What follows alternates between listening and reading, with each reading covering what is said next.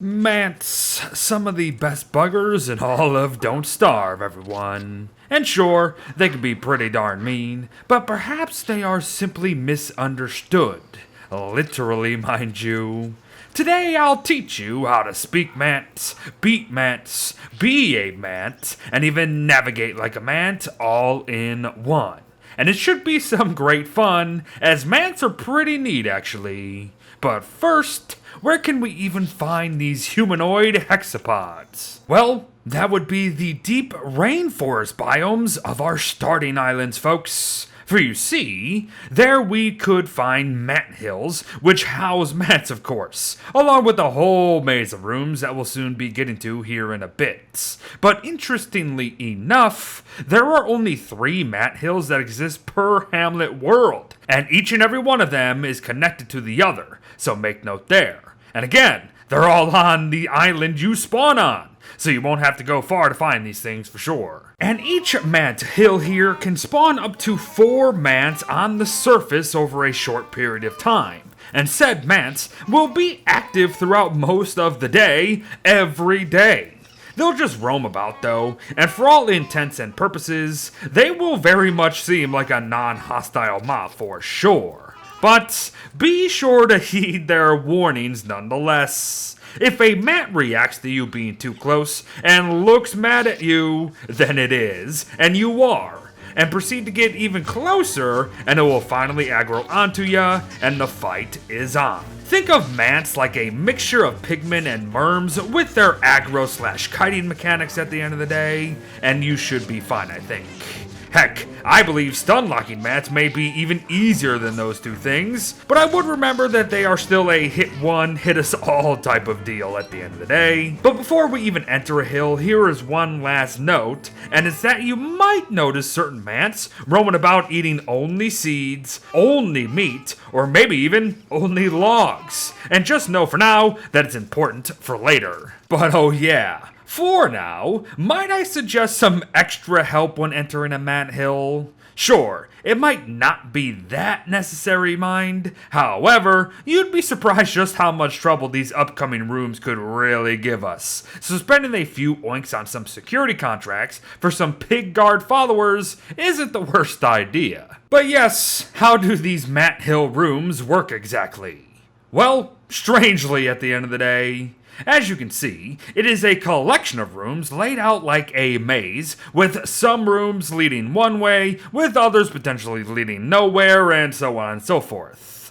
That's the simple bit, everyone. What happens, though, is that earthquakes will occur very, very often when we're down here, and they will lead to sudden changes to the layout of said maze, and doors will just be shifted around randomly over and over and over again. And this is indicated by the question marks on these arrows, mind you. So for example here, this next room is telling us that there may be a door to the north, east, or south upon entering it. However, in reality, there is but one door to the east alone. So let us say that another earthquake hits when we're in this exact room. What might happen then? Well, the game could decide to keep things the same, of course, or shift doors like how I can no longer head west through the way I actually enter the room, and now have an option to go north when I didn't before. Folks, these shifts happen constantly. But thankfully, exits never change, so there's that. Good luck. But remember how I advise getting help?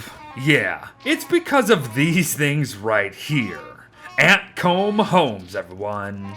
They can be found in many separate rooms around these parts, and as far as I know, there can be any number of them, and they'll just continue to pump out Mant after Mant after Mant for what seems like 4 frickin' ever. And that's obviously going to be a real issue at times. Heck, sometimes these comb home things shoot out 2 Mants at once for Pete's sake.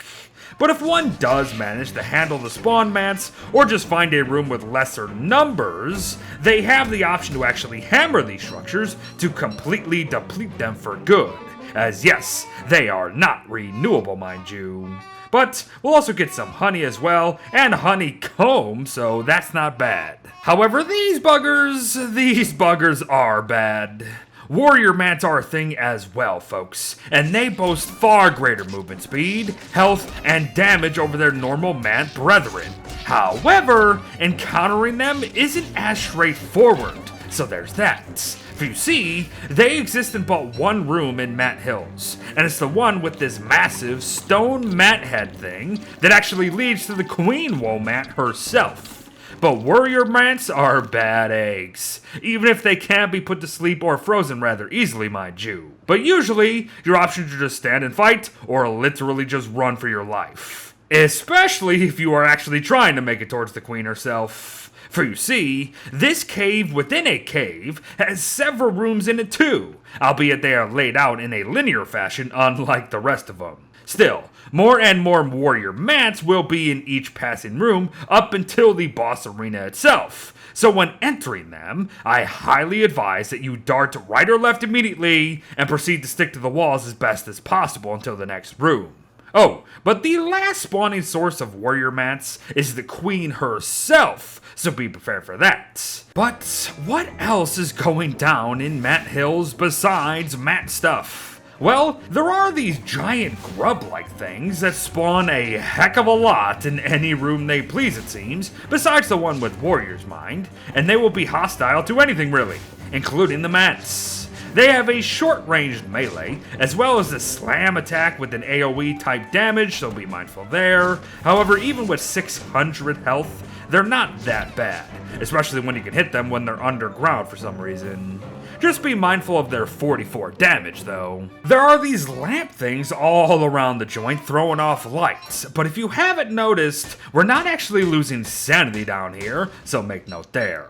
But we can mine these honey-like things for 3 honey each. The problem is, though, that they too are non-renewable. So what you get is what you get. Unique stalagmites are also down here, although they seemingly only drop 3 rocks each and every time, so there's that.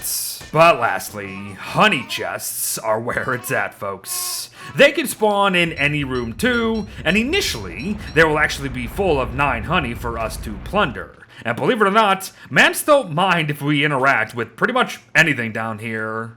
But if we place some nectar dropped by snaptoots within a honey chest, it will actually turn around and send nectar into honey almost instantly.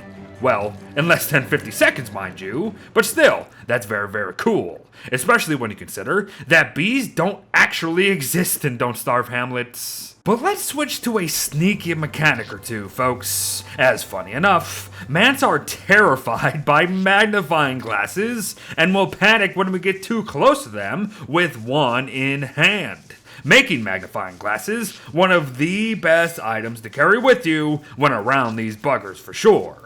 Just note that warrior mants do not give a crap about them, so there's that. And they're also not the easiest thing to make in Hamlet, mind, as blue gems could be difficult to come across, but I highly advise that you make a magnifying glass if you happen to get one at one point. But Beard, how do I actually become one with my mant friends? Well, by murdering a crap ton of them, for chitin, of course. Normal mants drop one 25% of the time, with warriors offering a 50-50 drop rate, I think.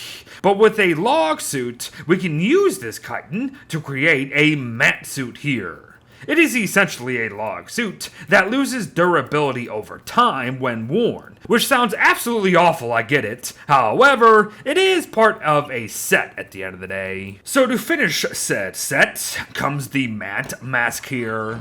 With 5 more chitin and a football helmet. We can craft a football helmet with just a different look and name, right? Well, technically, yes, but combine it with a man suit, and suddenly we will have the ability to walk among all but warrior mants with absolutely no problems whatsoever. The thing is, though, we can actually take things one step further, believe it or not. To do so, however, we must find the Mant ruins within the gas rainforest on the starting island in order to find the room with something called a Pherostone. A special relic within this special ancient pig ruins alone, mind you. And with this thing, we will now be allowed to translate Mant language. Very cool. So then, Bring together the Mant suit, the Mant mask, the Pherostone, and some seeds, meat, or wood, and you, yes you, could even befriend Mants by offering them their desired munchies, cause, well, they'll tell you what they want to eat, and have them follow and fight for ya, all the same as Pigmen, Bunnymen, and Merms. Cool stuff, right? I kind of like how involved it is at the end of the day. But a few final notes here, folks. Chitin also goes into the Weevil Mantle set here, and a Weevil Mantle set offers 900 durability, 60% protection from damage, as well as the ability to navigate the fog of humid season without any slowdown. Great stuff. But chitin can also be traded straight up to the collector pigs indefinitely for 3 oinks each, which could be very efficient. And lastly, coming up Porcalypse, mind you, every single Mant in existence and every Mant yet to come will be a shiny warrior variant. Not good. Not good at all. But they're cool looking though. And there you have it, everyone. Our first Hamlet exclusive guide in I don't even know how long. And it was all about Mants. They're really awesome mobs in this game in my opinion, with some really neat mechanics not seen anywhere else. So I hope you have found some new appreciation for them yourselves. But be one with the bugs, folks. Thanks for watching, well wishes to all, and I'll see you in the next one. Bye bye.